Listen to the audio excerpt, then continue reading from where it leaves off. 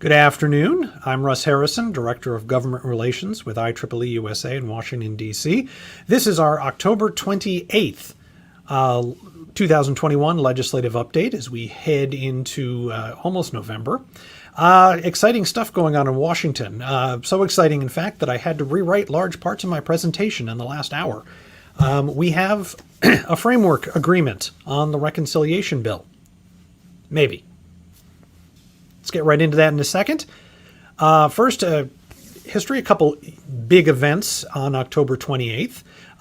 Prospero was launched in 1971. That's the first satellite launched by England. So England built the satellite and put it into space. England had built a few other satellites that the United States had put into orbit. But Prospero was the first British satellite launched by Britain. This is also the anniversary of the dedication of the Statue of Liberty, my favorite American landmark. It's also the birthday of Bill Gates, so big day in history for the United States and for technology in general. Let's get to our big news. So we haven't moved that far from where we were in September on the infrastructure reconciliation situation, but congressional leaders are taking a big step to getting something done today. A framework agreement has been announced on the reconciliation bill.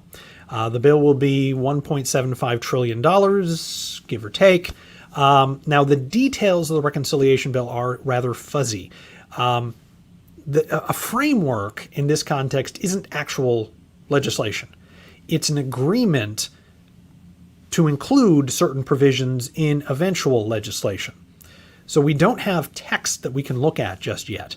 And a lot of the provisions in what we do know about the framework are kind of fuzzy, which is normal for something like this. But what we do know, there's going to be $100 billion in the bill for immigration. That includes apparently the recapture of unused visas. But it's not clear which visas. We don't know if those are employment-based visas or family-based visas or both. So the details are missing. All of that immigration text is apparently also contingent on the Senate parliamentarian allowing it in a bill that goes around the Senate filibuster, which she's already said twice she won't do. So they may have come up with a new formula to get it through the parliamentarian or reached an agreement with the parliamentarian, but there's still big questions. Now, if the parliamentarian says no on the immigration stuff, the Democrats can ignore that and pass it anyway, thus eliminating the filibuster, or they would have to drop it from the bill. We'll have to see how that gets worked out. The bill does include $320 billion for clean energy tax credits, a number of other financial incentives for clean energy, and has money for workforce development and skills training, although we don't yet know what exactly that means. All of which is good.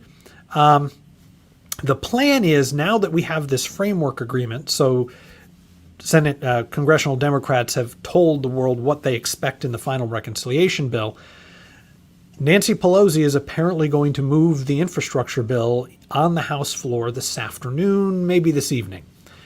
A number of Democratic progressives, the left of the Democratic Party, have said they will not support that, but it's not clear there's enough of them to stop the bill. At least a few Republicans will support the infrastructure bill, not the reconciliation bill, but the infrastructure bill, which might give Nancy Pelosi the wiggle room she needs to squeak this through. Reports that I was reading before this presentation said that it looked like the progressives were not going to support the reconciliation bill until they had actual text of the reconciliation bill. They won't vote for infrastructure until they can see the text of reconciliation, and a framework is not text. But Nancy Pelosi's really good at counting votes, and if she's going to move an infrastructure bill, she probably already knows she has the votes to win. At the moment, all of the IEEE-USA endorsed provisions are still intact. A lot can change between here and a final bill, but we are optimistic that our priorities will survive. While all of this is going on, there has been some work on the appropriations bills, particularly in the Senate.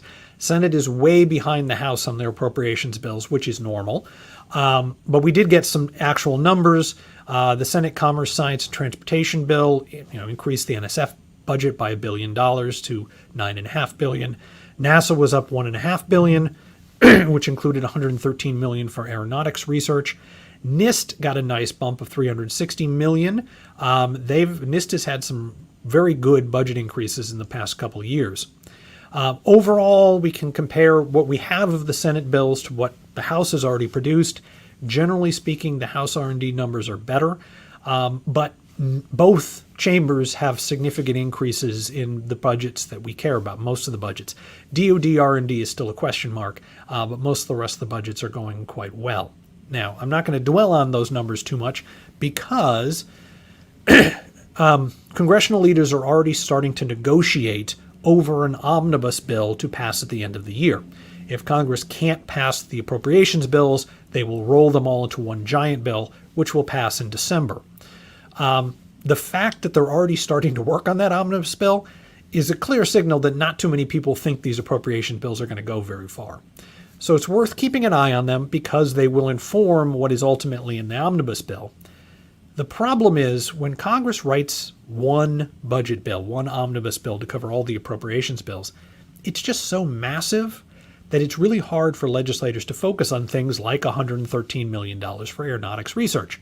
It's just small. It just gets lost in the noise, which means it's going to be hard for us to get the plus-ups in a number of our programs because generally we're not talking about huge amounts of money relative to the size of the budget.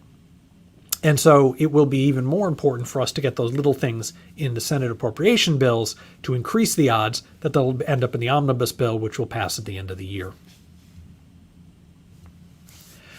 Good development in the House Science Committee, probably. The Science Committee announced that it's going to hold a hearing in mid-November on the state of the American semiconductor industry. This is probably the House Science Committee's attempt to exercise some influence over the CHIPS Act.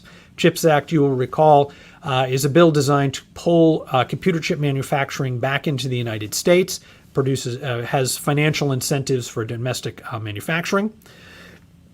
It is in the Senate infrastructure bill. We are hoping that it will be in the conference infrastructure bill. We hope it's in the House bill. But if it isn't, we hope it survives the conference process, and we are optimistic that it will. The problem is the House has a somewhat different take on how we should increase funding for research and development. The Senate took a very targeted approach. They said there are certain types of research that are uniquely important, and so we want to make sure they get especially large increases in funding. We support that because our budgets are the ones they're targeting. The Senate was very clear that they wanted increased spending on technology research and technology businesses. The House has taken kind of a more traditional approach, which is let's increase the overall research budget and not get too worried about which pieces of the budget get the most money. In other words, we're going to increase everybody's budget a decent amount instead of increasing certain people's budget or certain groups' budgets enormously. That's, of course, good because our budgets would still go up, but we, of course, prefer the one that gets us the most money, which is what the Senate is. And that's where the CHIPS Act comes in, focusing money on a particular segment of the manufacturing sector, technology manufacturing or chip manufacturing specifically, which we think is uniquely important and a good idea. IEEE-USA has endorsed the Senate language. We endorsed it last Congress. We endorsed it again this year. We are in particular interested in making sure that the CHIPS Act benefits the entire country. That is, it benefits companies all across the United States and universities all across the United States. And the dollars in the CHIPS Act for workforce training go for all types of technology workers, from postdocs and university professors, all the way through technologists, community colleges, apprenticeships, things for kind of more the technical workforce that is required to run a chip manufacturing plant.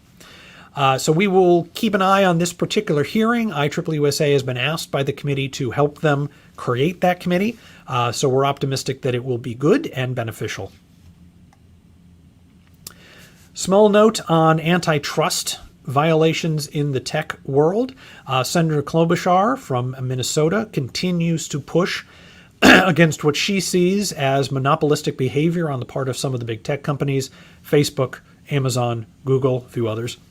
I think this is a significant development. The Main Street Coalition has weighed in on Senator Klobuchar's side against big tech.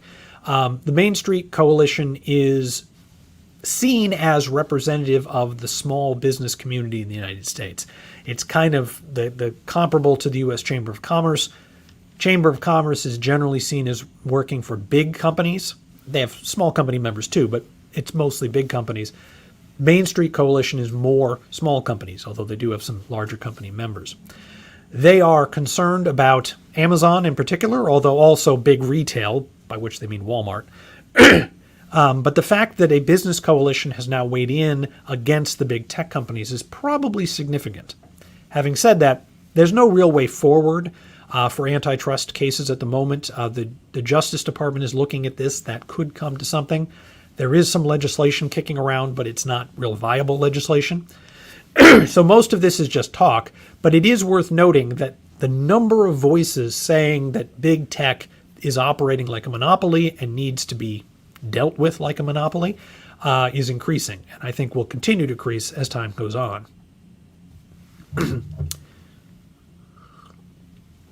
Excuse me. There was a lawsuit settled this week against Facebook.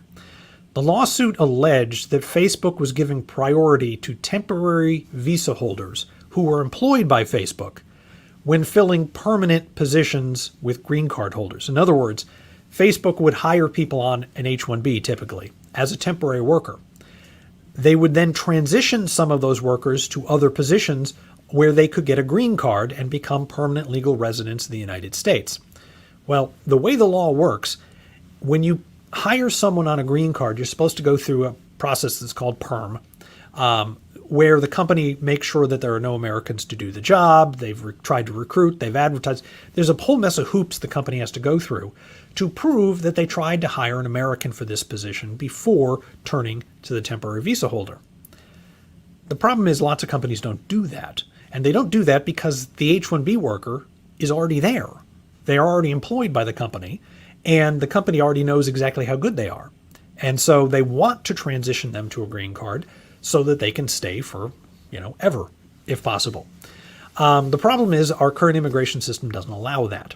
Facebook has agreed to pay $4.75 million in a fine and $9.5 million in back pay to Americans who weren't hired by Facebook when they hired these temporary workers to become permanent workers.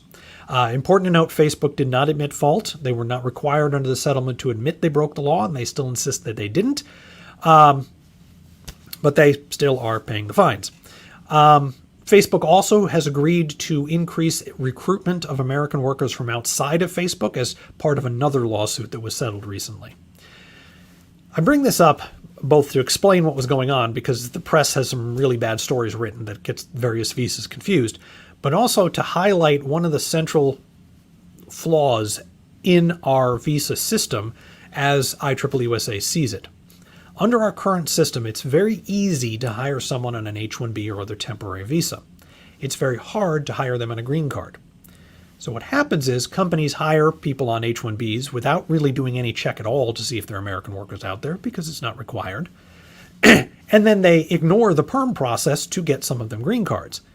IEEE-USA would really like to see this done the other way around, to make it very hard to get a temporary visa, where companies have to prove that they can't find an American for the job. But then once the person is hired, transferring them to a green card is fairly easy. We would like to see more non-Americans on green cards, which put them on a clear path to citizenship, then on H-1Bs, and so we'd like to push the PERM process, that is the employment verification process, to the front of the process instead of in the middle of the process, which doesn't really make much sense at all. Just to illustrate just how powerful this particular biweekly presentation has become, my last presentation I noted that President Biden had failed to nominate a chairperson of the FCC, and lo and behold, days later, he did precisely that, bowing to the awesome pressure of IEEE-USA. Well, maybe not. But anyway, Jessica Rosenworcel has been nominated to be the chair of the FCC. She is currently the acting chair. So this is not a terribly exciting nomination, but there's a big difference between being acting chair and being confirmed by the Senate to be the permanent chair. The president also nominated Gigi Sol to be a FCC commissioner. There was another vacancy that was about to open up on the FCC, and so that has now been filled as well. Ms. Sol is the founder of Public Knowledge, which is a nonprofit advocacy group dedicated to net neutrality and some other communication-type policies. She was a very strong supporter of the Obama-era net neutrality rules, which are supposed to be a priority of the Biden administration, so we should expect to see those rules coming back at some time soon.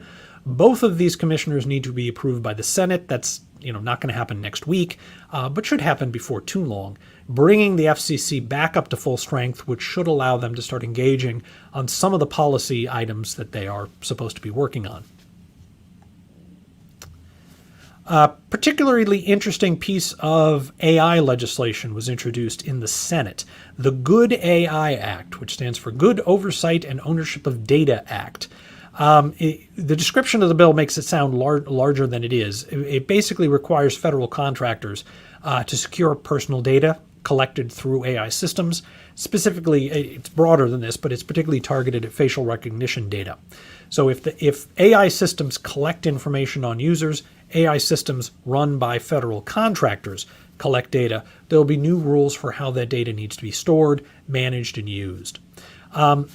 This bill is probably not going to pass. It's an important bill, but it is a messaging bill. In other words, this is part of Congress's ongoing attempt to figure out what they want to do about various pieces of legislation, various policy challenges, rather, AI being one of them.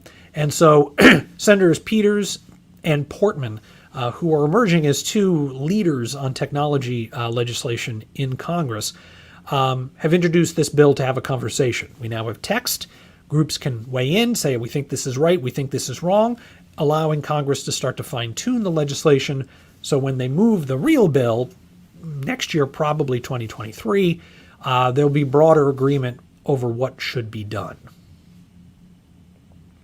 A couple interesting hearings coming up, one of which is actually going on right now. Social media platforms and the amplification of domestic extremism and other harmful content in the Senate Homeland Security Committee started a couple hours ago. This is part of the ongoing effort to figure out how to restrict what some people see as harmful content on social media. The revelations that Facebook had research showing that it was harmful to America's teens, as well as last year's elections and some other things, have really pushed Congress to take a hard look at this. And so this hearing is just one more step in that process. We then have two competing hearings on November 3rd on cybersecurity, one in the Senate Foreign Relations Committee and one in the House Homeland Security Committee. What's notable about these two hearings, and by the way, all these hearings will be broadcast live on the internet. If you want to watch them, just go to the committee pages and you'll be able to find them. But looking at the two cybersecurity hearings, note that both committees are national security committees. They are viewing cybersecurity as a national security or defense threat. So they're concerned about hacking critical infrastructure, government systems. They're not seeing cybersecurity from a law enforcement standpoint. And they're aware of that, but they're approaching this as a diplomatic problem or maybe a national security problem, not law enforcement. It's not necessarily bad, but they may be missing some of the nuances of the problem and parts of the problem by only looking at a particular part of it. Article that I just wanted to draw your attention to, a very timely article by Bill Tonti, Senior Director of the IEEE Future Directions Committee, looking at the chip shortage. Quick little analysis of why we are facing a shortage and what is likely to come of this. As most of you know, the American economy is under considerable strain right now because of shortages of a number of products, one of which is computer chips, which is affecting pretty much everything else, particularly car manufacturing. And that shortage is likely to continue. Bill Tonti, smart guy, has written an article kind of giving an overview of what's going on and why it's happening. Also wanted to remind you that IEEE-USA's EVO 2.0 conference will be held November 3rd. And November 3rd is proving to be a very busy day. They have a great lineup of top-notch speakers to talk about leadership, innovation, and the future of technology in the United States. evoconference.org is the website. Registration is open currently and is free to everyone, particularly IEEE members. I encourage you to check it out. Lastly, a bit of good news. The Senate dog walk took place yesterday. A weird little phenomena that kind of popped up in the last few years. Senator Tillis started it just a couple of years ago. And as you can see from the picture, which was taken the other day, it's become rather a thing. So over the last 10 years, more and more congressional offices have adopted a dog. Ted Kennedy always had a dog in his office, but it's becoming more and more common on Capitol Hill to have a dog in the office. It turns out dogs make for good social media pictures because they're cute and everybody likes them. And constituents, if they happen to visit, or pesky lobbyists, if we happen to visit, it tends to calm the situation to have a puppy running around the room. Everybody likes puppies. Not cats, though. There aren't nearly as many cats on Capitol Hill. But starting a couple years ago, Senator Tillis noticed that a couple other offices on his floor had dogs. He has 2 of them. And they dressed them up for Halloween. And so Senator Tillis organized an impromptu parade of these decorated dogs around the floor of his Senate office building. This attracted a crowd because people thought it was cool, which caused the Capitol Hill police to come charging in because they thought it was an unauthorized protest, which it wasn't. Senator Tillis organized it properly this year, got permission, went through the normal process to reserve, that's the atrium of the Senate Hart Building. And as you can see, it's become quite a big thing. And legislators from both parties and from both chambers participated, which makes this an unusually non-political, bipartisan, and bicameral event, at least for the moment. So it's nice to see they can still do that every now and then. Our next update will be Thursday, November 11th, Veterans Day. We will have an update that day. We should have a much clearer understanding of what is in the framework, the reconciliation framework. Also have a clearer idea if the framework is a meaningful step towards a bill or if it was just a PR stunt. So not quite clear which of those it is yet. We'll also have a clearer understanding of what the year-end budget numbers will look like. By the time we get to November 11th, there'll be basically 3 legislative weeks left in the year, and so Congress is going to need to be pretty far down the road for preparing a budget and getting anything they want to get done this year, or they simply are going to run out of time. As always, please feel free to put any questions, comments in the chat box on your screen, which we'll rotate to in just a moment. But as you're doing that, I am Russ Harrison, the Director of Government Relations for IEEE-USA. My phone number is 202-530-8326. My email address is r.t.harrison@ieee.org. It is always great to hear from members. Got a couple good emails this week from just random IEEE members with policy questions, and that is great, and you should keep doing that. And while you are, I'm going to unshare my screen here. There we go. And turn to comments. Hold on, we're having a little issue here. There we go. Okay, not seeing any questions this week, which is fine. If something comes up in the next 2 weeks, feel free to reach out.